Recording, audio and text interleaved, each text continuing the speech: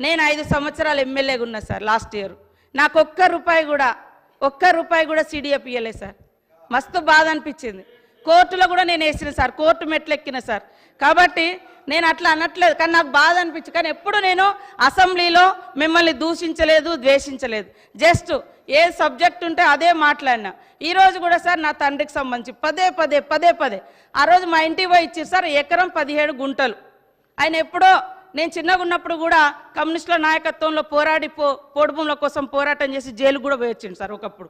ఆ పోరాటాలన్నీ చూసి సోనియా గాంధీ గారు చట్టం తీసుకొచ్చింది. ఆ చట్టం వచ్చిన తర్వాత కొన్నాళ్ళ తర్వాత ఒక ఎకరం 17 గుంటలు ఎవరైనా ఎక్కువ తీసుకుంటే ఖచ్చితంగా చట్టానికి అతీతంగా ఎవరున్నా దాన్ని శిక్షించాల్సి. నేను ఎమ్మెల్యే కాకముందే మా తండ్రి దున్నుకుంటా ఉన్నాడు సార్. నేను అడవిలో ఉన్నప్పటి నుంచే ఆయన పోడు కొట్టుకొని సాగు చేసుకునేది.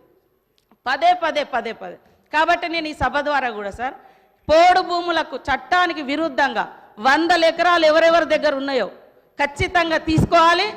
ఇప్పుడు ఫారెస్ట్లో పోయినటువంటి భూములు చాలామంది భూములు కోల్పోయిన గత 10 ఏళ్లలో మొక్కలు నాటిరు, ఎకరం కూడా లేకుండా. అలాంటి వాళ్ళకు పంచడానికి మేము సిద్ధంగా ఉన్నాం సార్. కాబట్టి అట్లాంటి విచారణ కూడా జరిపితే బాగుంటుందని కోరుతా ఉన్నా సార్. లక్ష్మక్క గారు చెప్పినవన్నీ ఖచ్చితంగా వెనుకబడ్డ ప్రాంతాల అభివృద్ధికి కాంగ్రెస్ ప్రభుత్వం కట్టుబడి ఉంటుంది.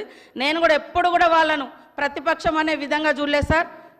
మన సీసీ రోడ్లు వచ్చినా ఏ వచ్చినా వాళ్లకు మరి మాకు అన్నట్టుగా ఎవరిది వాళ్ళకి ఇచ్చినా. కానీ నేనైతే 5 ఏళ్ళు ఒక్క రూపాయి కూడా సిడిఎఫ్ ఇవ్వలేదు సార్. నాకు అది బాధ అనిపించింది.